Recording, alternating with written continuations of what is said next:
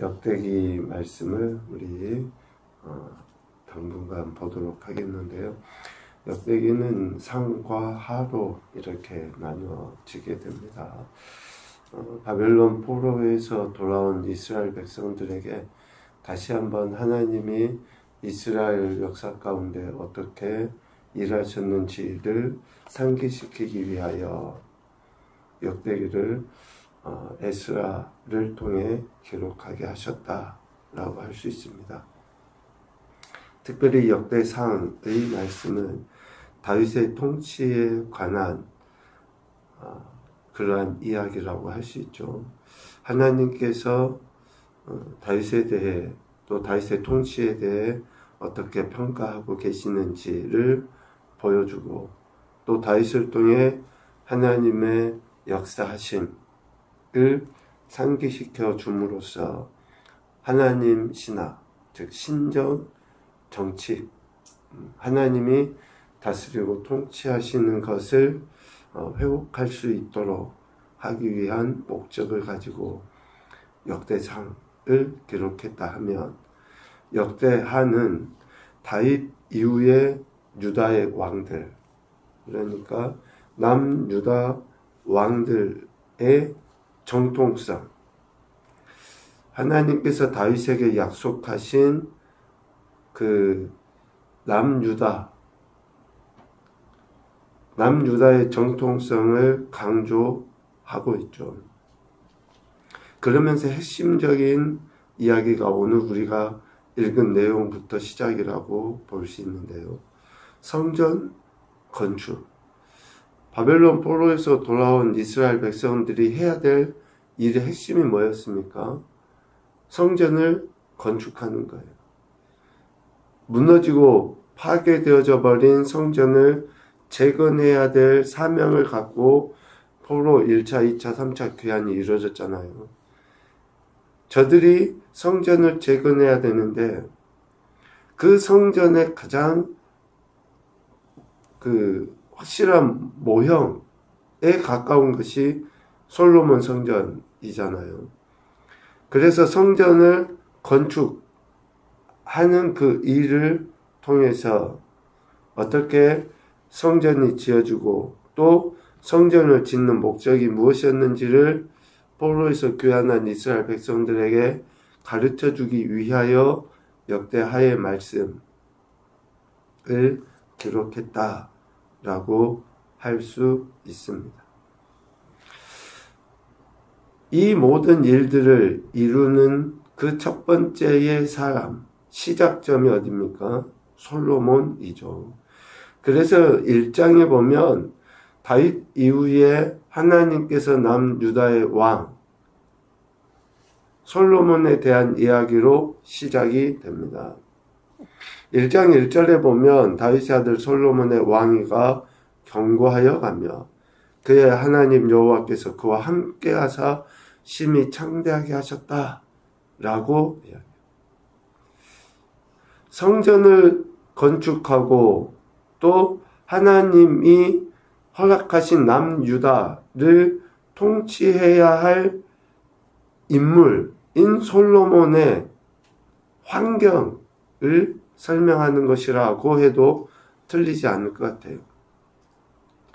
왕위가 견고해지고 하나님께서 심히 창대하게 하셔서 성전 건축이든지 남유다를 다스리는 것이든지 주변 나라들에 대한 영향력을 행사할 수 있는 환경, 조건이 솔로몬 때에 만들어졌다라고 볼 수 있죠. 그 솔로몬이 1장 5절, 6절 말씀에 보면 회중과 더불어 나아가서 여호와 곧 회막 앞에 있는 노제단에 1000마리 희생으로 번제를 드립니다. 하나님이 솔로몬과 함께 하셔서 심히 창대케 하셨고 그 솔로몬이 이제 하나님 앞에 나아가 소위 말하는 1000번제를 드리게 되는 거죠. 그 1000번제를 드리는 그날 밤에 하나님이 솔로몬에게 나타나셔서 하신 말씀이 뭡니까? 7절 내가 네게 무엇을 주랴? 너는 구하라. 라고 하나님이 말씀하십니다. 그 말씀에 솔로몬이 구한 것이 10절이죠. 주는 이제 내게 지혜와 지식을 주사 이 백성 앞에서 출입하게 하옵소서. 이렇게 많은 주의 백성을 누가 능히 재판하리이까. 하나님의 백성을 하나님의 지혜로 다스리고 통치하고자 하는, 즉 역대상을 하나님이 허락하셨던 그 목적을 솔로몬은 분명히 안 거죠. 하나님의 역사하심으로 이스라엘이라는 나라가, 남유다가 다스림을 받아야 한다. 하나님이 왕이시고 하나님이 통치자이시다라는 것을 솔로몬은 안 거죠. 그래서 1,000번제를 통해서 하나님 앞에 구한 것이 뭡니까? 하나님의 지혜로 하나님의 백성이 다스림 받기를 원합니다. 라는 그 기도, 그 간구를 하나님께 한 거죠. 이러한 태도에 대해 하나님은 솔로몬에게 12절과 같은 은혜를 주십니다. 지혜와 지식을 주고 부와 재물과 영광도 주시고, 전에 왕들도 이런 일이 없었거니와 후에도 이런 일이 없을 만큼의 어마어마한 부귀 영화를 솔로몬에게 허락하십니다. 겸손히 하나님의 역사하심을 바라는 자들에게, 즉 하나님의 통치하심을 인정하고 또 그 뜻에 순종하는 자들에게 하나님이 이런 은혜를 주시는 거예요. 뭔가 우리의 기도의 응답에 대한 열쇠는 겸손입니다. 하나님을 인정해 드리는 거예요. 말씀을 그대로 받아들이고 순종하는 거예요. 오늘 솔로몬은 1,000번제를 드리고 하나님의 하나님 되심, 즉 하나님이 왕이시고 통치자이시다는 것을 겸손히 인정했고, 그로 인해서 부귀영화를 하나님이 주셨어요. 2장으로 이렇게 넘어가면 오늘 우리가 읽은 본문이죠.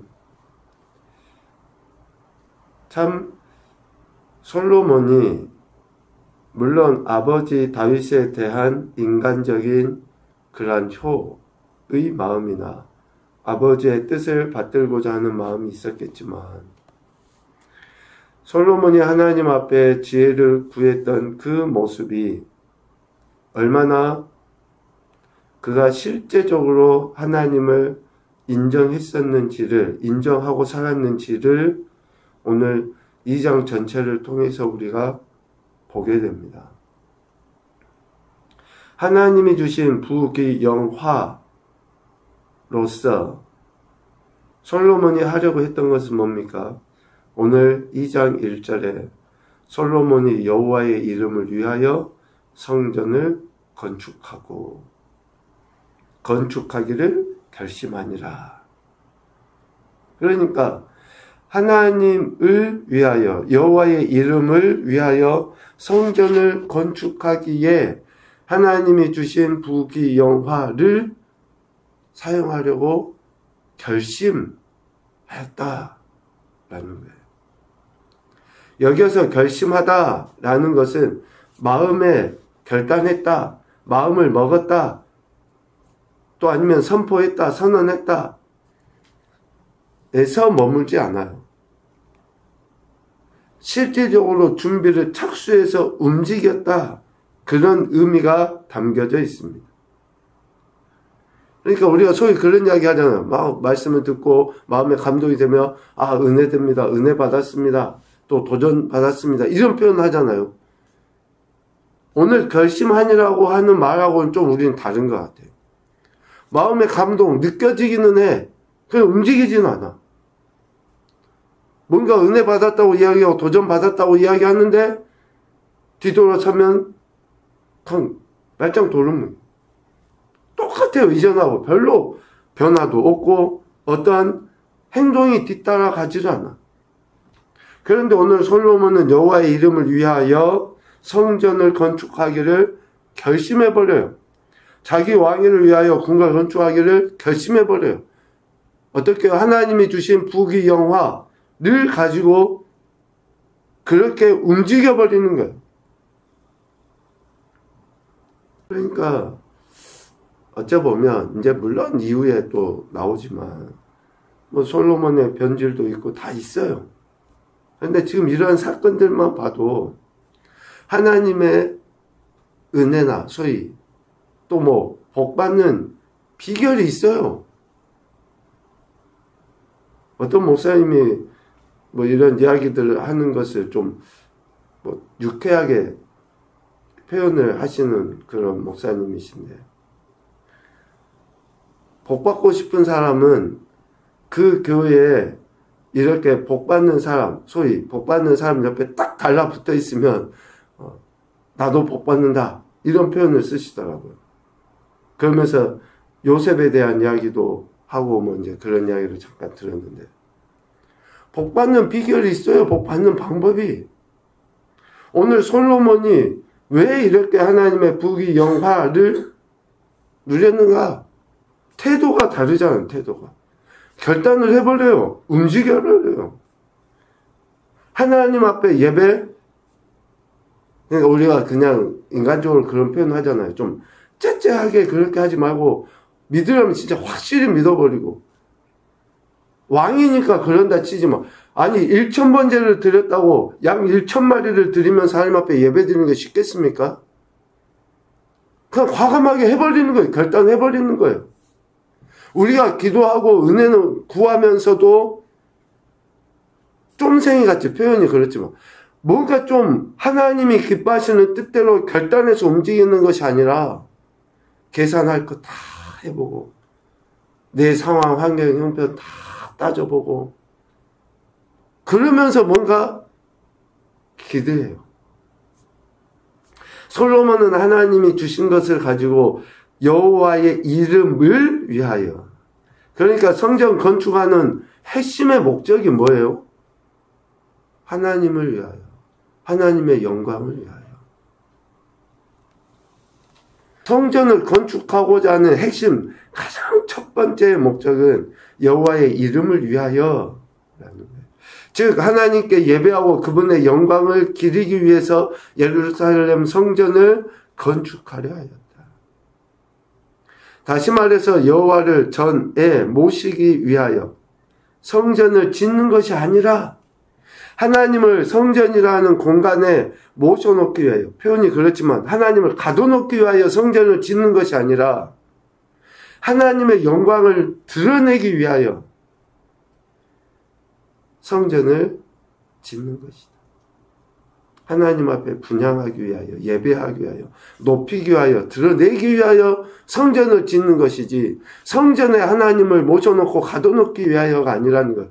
예배를 드리는 것은 우리가 하나님을 드러내기 위하여, 하나님이 나를 통해 나타나 보여지기 위하여 예배를 드리는 것이지 하나님이 내 안에 가둬져 있기 위해서 내 안에, 내 앞에 있기 위하여 예배를 드리는 게 아니라고요. 그러니까 이런 생각 자체가 틀려져야 돼요. 우리는 우리 자신을 드림으로 하나님이 나타나 보여줘야지 돼요. 성전을 짓는 핵심의 목적을 솔로몬은 그렇게 이야기한 거죠.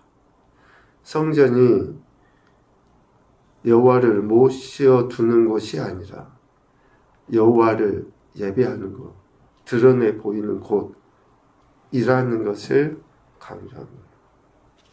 그리고 또 하나, 오늘 성전 건축함에 있어서 함께 이루어져야 할 사역이라는 것을 알 수 있어요.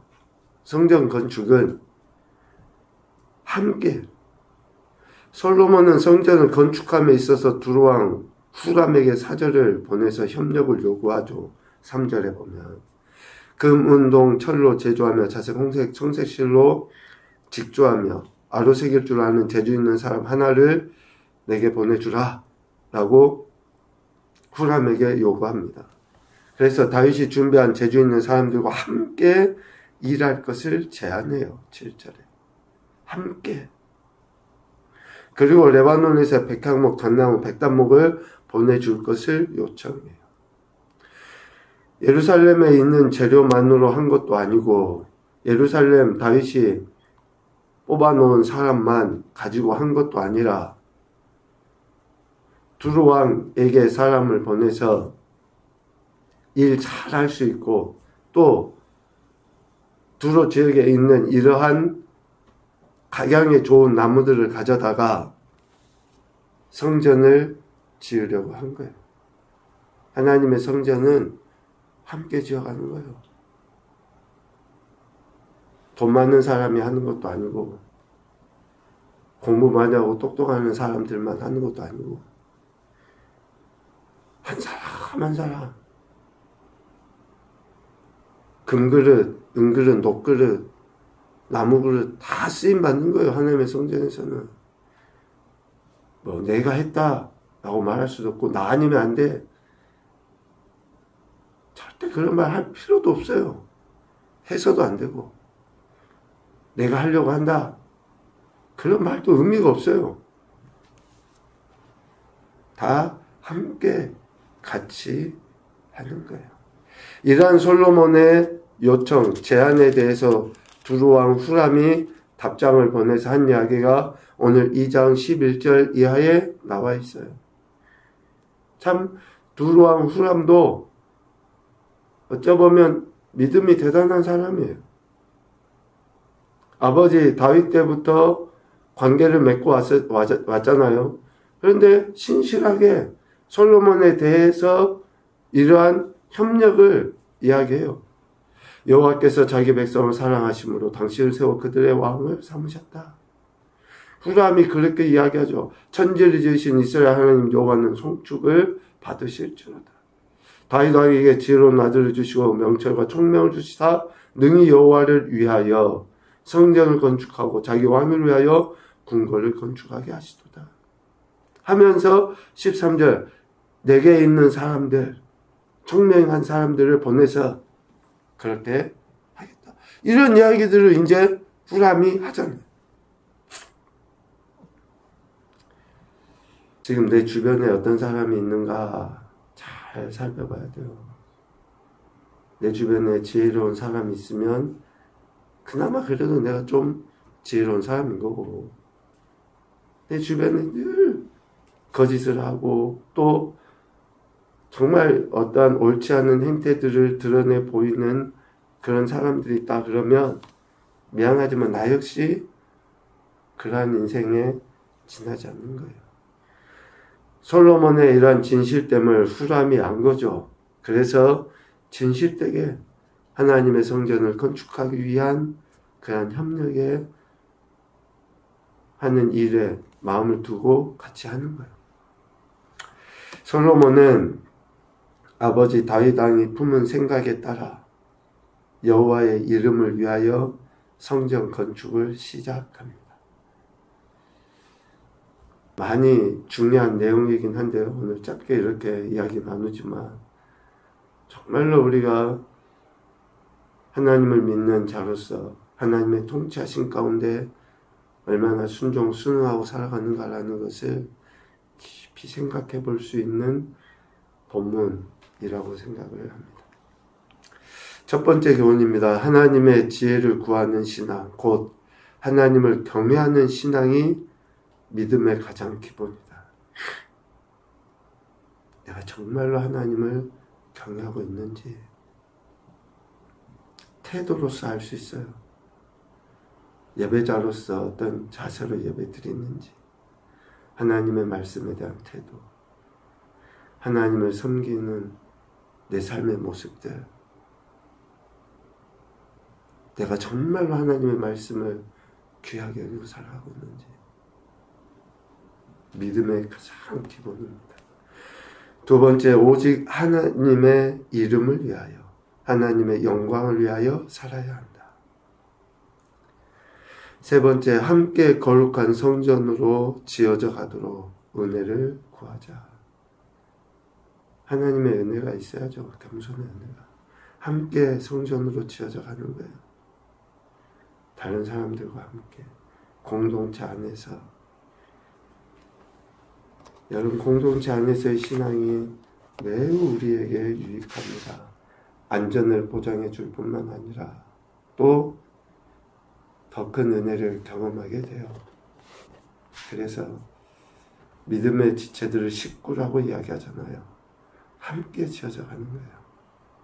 이런 귀한 은혜들 우리가 경험해야 될 것 같습니다.